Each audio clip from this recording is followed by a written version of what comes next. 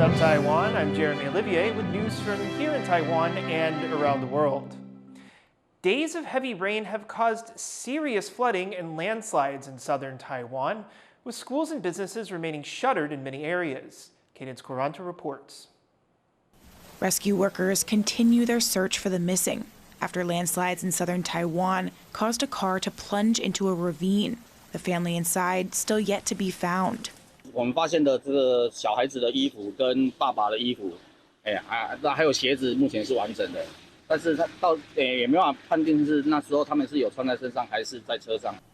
The tragedy comes after days of torrential rains drenched southern Taiwan, causing serious flooding, rockfalls, and landslides in the region.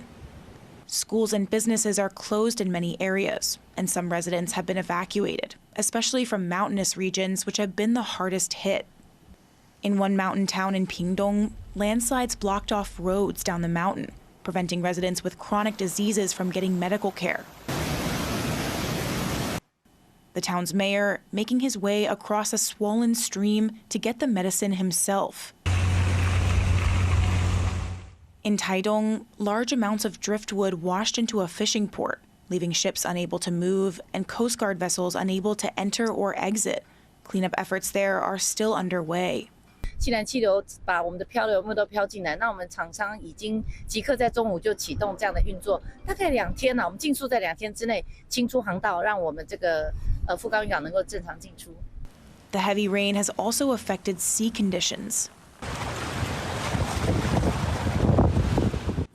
This ferry between Taiwan's main island and a nearby outlying island rocking violently. And it looks like southern Taiwan may not be in the clear for some time, as forecasters predict rain to continue over the weekend, possibly bringing more damage and disruption across the region. Ryan Wu and Cadence Quaranta for TaiwanPlus. Taiwan's manufacturing sector is among those expected to be hardest hit by the recently announced 20% U.S. tariffs on most Taiwanese goods. The Economy Ministry estimates that production for Taiwan's mold and plastics makers will decrease by around 5% this year, while machine tool output could drop by over 3 percentage points. Taiwan's food and beverage industry may also be affected, with production forecast to fall by over 1 percentage point. And industry representatives say they are already seeing the effects. 有一批差不多4到5个货柜要到美国去，也因为这个关税的这样的一个因素啊，所以变成说停下来。 President Lai Ching-te says the 20% tariff rate is temporary and that Taiwan is negotiating a better deal with the U.S. With those tariffs set to take effect next week, President Lai has enacted an economic relief bill that includes cash handouts of over $300 per person. The bill was passed by the legislature in July. It allows the government to allocate billions of U.S. dollars to strengthen Taiwan's security infrastructure and provide relief to industries affected by the tariffs. President Lai has ordered that the cash handouts be paid by the end of October. Taiwan's cabinet has called the opposition-backed payments unconstitutional and said it plans to have them reviewed by the country's top court.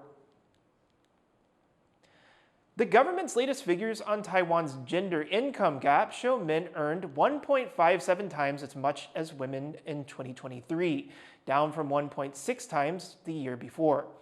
Izzy Wells spoke to the Secretary General of the Awakening Foundation, Qin Yurong, to find out what this means. So the Ministry of Finance's latest statistics show that the income gap between men and women in 2023 reached its smallest gap in 3 years. But it's still a huge gap. What can we take away from these numbers? We can still see a very huge gap exist, and though the government says that this is the lowest in 3 years, but we have to emphasize that 3 years ago, that was when COVID-19 hit Taiwan, and from what we observe, women's jobs are gravely affected by the epidemic during that time. So we can anticipate the gender wage gap will be very large back in that era. So this in 2025, there comes the lowest gender wage gap that we think is normal. And it's natural happened, and it is not affected by national policy. So we think it is still a very huge gap that should be taken care of. And why is there still such a huge gap? Why is it that a man earns so much more than a woman still in Taiwan? There are a lot of reasons. For example, men are relatively have more opportunities to get promoted. And once a woman get married or if she has child, then her income will be affected. That still happens in Taiwan. If we compare women with children and women without children, the income of women with children are averagely lower than women without children. So that's one of the reasons. And also, when there are, you can say there are separations between professionals. For example, in Taiwan, if you work as an engineer in semiconductor industry, then you have a much more higher pay than other workers that work in service industries. And there is a lot of men concentrate in the semiconductor industry, but women mainly work in service industry. And given this persistent gap, what would it take for a man and a woman to earn the same? Do you see this happening in your lifetime? Maybe not in my lifetime. From what we know, the government policy is very important. They have a very important role in shortening the gender wage gap. For example, several European countries are perform much worse than Taiwan 10 years ago, but they are performing better than Taiwan now because they have their policies. But Taiwan still do not have a national level policy to counter the gender wage gap. So we think it is you can say it is a huge problem if you want to achieve gender equality in Taiwan. That was Qin Yurong, Secretary General of the Awakening Foundation.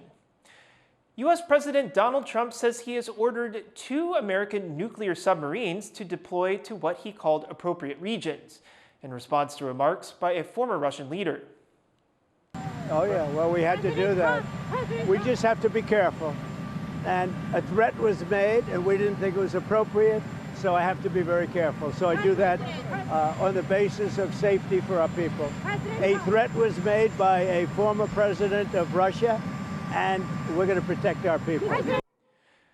Earlier, in a social media post, Trump said the comments in question were made by former Russian president and deputy chair of Russia's Security Council, Dmitry Medvedev, whose recent social media post said Trump's ultimatums are a threat and a step toward war.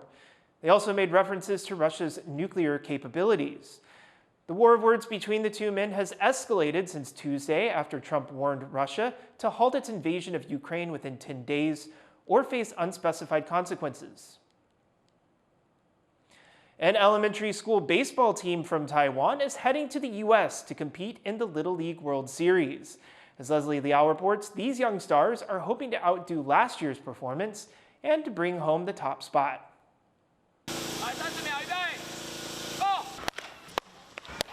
These young sluggers are going to travel a long way to play baseball. They're headed for the sport's heartland, America, to compete in the Little League World Series in Williamsport, Pennsylvania. The team is from Dongyuan Elementary School in Taipei. They earned their spot after winning a regional tournament in South Korea earlier this month and will represent the whole of the Asia-Pacific region. Since 1969, teams from Taiwan have won the Little League World Series some 17 times, the most out of any Asian country. But it's been nearly 3 decades since the last title in 1996.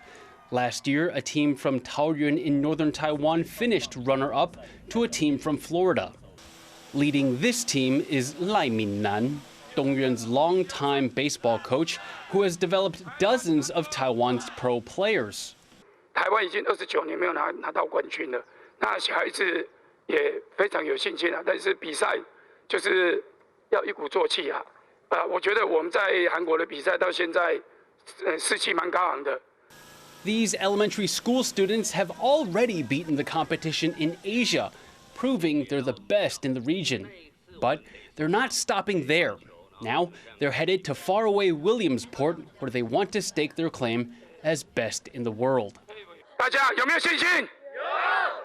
Fu Huahong and Leslie Liao for TaiwanPlus. It's the final day of the Wave AI exhibition in Taipei, an event showcasing firms from across the country's artificial intelligence industry. As Chris Gorin reports, it comes amid a national AI push and efforts to create so-called non-red supply chains. Sense that guidance beyond expectation. This AI-generated video imagines a Taiwanese city where AI and robotics have been fully integrated into society, a vision shared by some of Taiwan's biggest tech CEOs at a recent AI exhibition.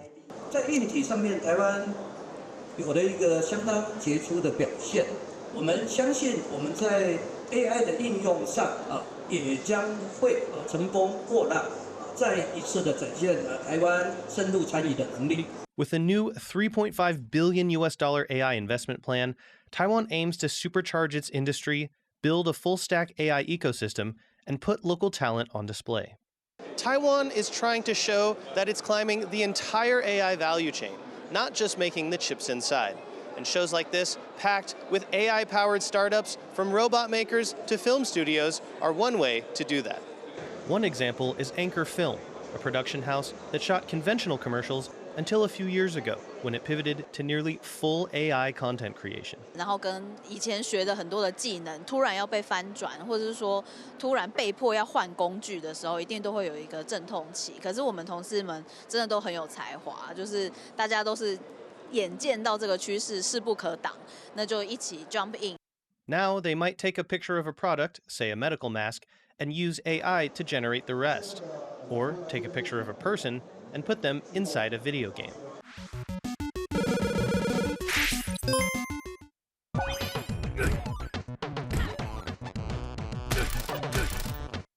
You win! While some may feel uneasy about using AI ads, the company says their customers get big budget visuals without big budget costs. 比如说像可能粘土动画，或者是说哇这飞天遁地，然后或是比如说像这个案例的这个很豪华的这种3D 动画，或者是360度旋转，这一些就是这些视觉效果都是他以前的预算跟以前的时间买不起的，但是他现在可以运用 AI 的方式得到他以前梦寐以求的一些视觉效果。 Local firms are also breaking into the world of robotics, humanoid and dog alike. One company is making specialized robot dogs for bespoke customers. For the heavy-duty industrial manufacturers, such like a chemistry manufacturers, because they do have a lot of pipe, because most of the pipe used in the manufacture is a 12-inch size, so this dog just fit in there and they can do their job inside the tube. Taipei has been urging local firms in sensitive sectors, such as the drone industry, to buy parts outside of China and steer clear of Chinese AI models for security reasons. Officials call the strategy a non-red supply chain, and this company says its robots are a part of it. Oh yeah, definitely, because this dog is 100% made by Taiwan, and we don't use the open source code or something like that. We create everything by ourselves, so we have been approved. We are now red supply chain. With continued investment in the local ecosystem and innovative enterprises, the message is clear. Taiwan aims to be a creator, not just a supplier, in the global AI economy. Hank Xu and Chris Gorin for TaiwanPlus. Thank you for watching What's Up Taiwan. You can visit the TaiwanPlus website or follow our social media for more stories from Taiwan and around the world. Finally, check out the robots equipped with an NVIDIA Jetson Orin computing module, greeting tourists at the New York Stock Exchange on Wall Street. I'm Jeremy Olivier. Take care and see you next time.